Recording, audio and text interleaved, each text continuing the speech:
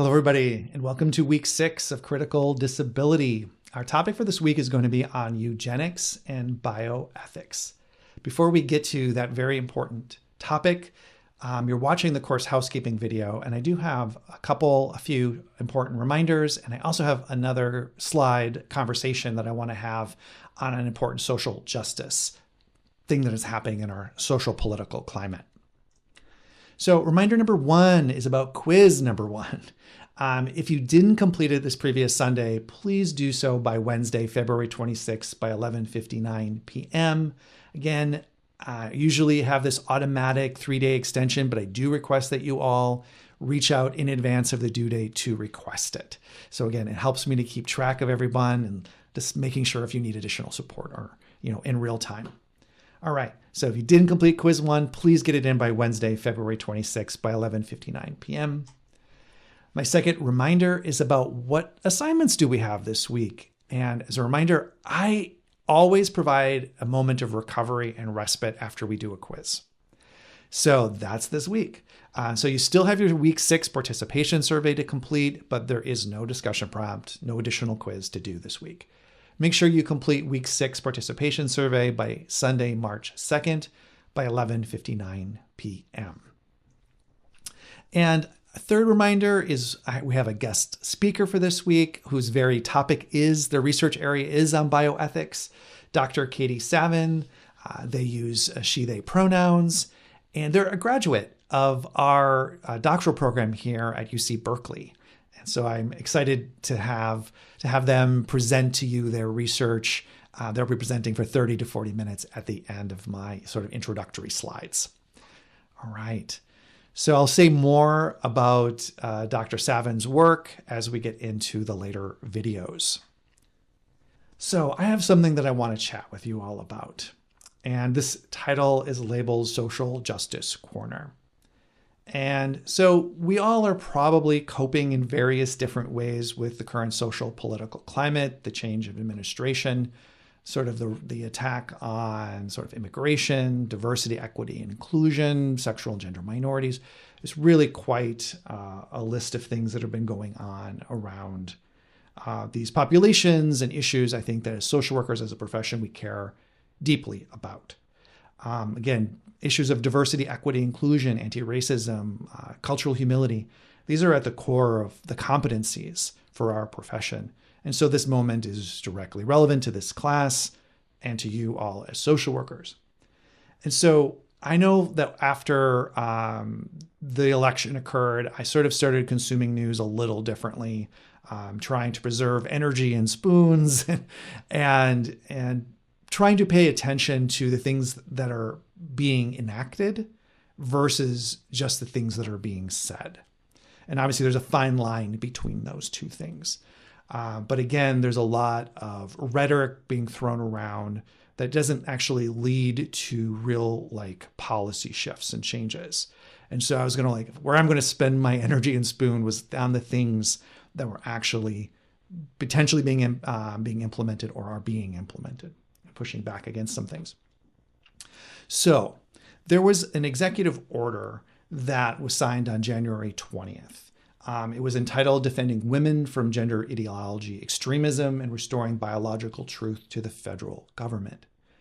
The link to that executive order is here. Again, if you work with sexual and gender minorities, I recommend it's worth of your time to get a very clear assessment of the current political climate that we're living in and what potential impact it might have on the services that you provide, the clients you're serving. Again, it's going to have a large, far-reaching influence. And I'm going to talk specifically about it's influencing currently right now in this very moment. And that is sort of access to tools for working with these populations of sexual and gender minorities. So if you go to federal websites, we're looking to download, education-based toolkits for anti-LGBT harassment. You aren't going to find them to be available. You might find that people have archived them outside of federal website spaces, but if you go there, they're not going to be available. And so this executive order explicitly rescinds a few of these things that I've listed, all of these things I've listed here on the website, but more than this. For example, the White House Toolkit on Transgender Equality, the U.S. Department of Education supporting LGBTQI plus youth and families in schools, the U.S. Department of Education Toolkit on creating inclusive and non-discriminatory school environments, supporting transgender youth in schools, confronting anti-LGBTQI plus harassment in schools, a resource for students and families, and also supporting intersex students, a resource for students, families, and educators. So I, as a scholar, back in 2006, when I became a doctoral student, my research is always focused on violence prevention. And I was also really interested in what the rates of bullying were for sexual and gender minorities. So bisexual kids, transgender kids, non-binary kids, that whole group. And so we know, and there's been a flurry of research that's happened over the last 14 years, 10 years, very much so, where we have really demonstrated the rates of violence, the mental health impacts, the behavioral health impacts, suicide risk, and so on, that violence has had on these kids. And so again, this has been made possible, again, because of the National Institutes of Health, the development of a research office called the Sexual and Gender Minority Research Office that was specifically working with doctoral students and faculty, helping to guide and develop research programs that were helping to address the health inequities impacting these populations. And so because of those monies, those centers, those resources, we have really seen a development of scholars, at the doctoral level, the master's level, basically a whole pipeline over these last 14 years. And I've been absolutely one of those people that have benefited from that development and those resources. That when I was on the job market in 2012 and Michelle Obama is in the White House leading a bullying summit, talking about LGBTQ rates of bullying, this had a profound impact on terms of the development of scholars.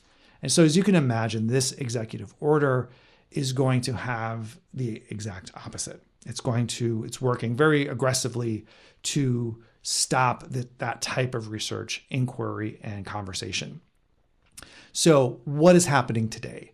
So right coming out of this executive order, a lot of scholars analyze data, do secondary data analysis. They go take a data set that's already been collected, that's been federally funded, and they go back and they ask a new question. They use the same variables, but no one's really asked this question about trans kids or LGBTQ kids. And so they go and they analyze that data. So a lot of this education data, CDC data, so this data has been removed. And so I have a doctoral student right now who's getting their data through the Department of Education. And so as of June 30th, there's a little bit of time and runway still remaining, but they're terminating their remote access program. So people won't be able to gain access to that data in a convenient, financially easier way. They're eliminating the use of gender identity questions on any federally funded research. They're mandating that you can only ask sex in a male-female binary format. You're not even being allowed to include sort of a third question like do not disclose. So again, they're removing the ability to even identify and look at rates and how many trans kids are in schools and what is their rate of violence and all of that. That's being eliminated currently from federally funded research. I mentioned earlier that there is the Sexual and Gender Minority Research Office. There was that office. That office no longer exists. So you can search for it, you'll find links on it, but if you go to it, it's no longer available. All of their resources, all of the things they've developed aren't available to scholars and doctoral students and so on. So all this being said, what is going to happen over these next 4 years is many things, but this is one that's really tugging at my heartstrings. Is that currently there are a whole bunch of doctoral students in various programs across this country who came in under looking to do research in these areas. But now they're going to find trying to get access to grants, federal funding, monies to fund any of that research will be very, very, very difficult. There'll be monies then through some private funders and grants of course, but they'll be so competitive and very difficult to get. So there's going to be this whole cohort, this crop of scholars that are going to find getting employment and launching their research programs to be very, very challenging. When I was applying to doctoral programs back in 2006, when I looked at all the top 10 research-oriented schools of social work, Berkeley being one of them, there wasn't any LGBTQ research happening at those institutions, or at least very, very few, and very few doctoral students also being in those institutions.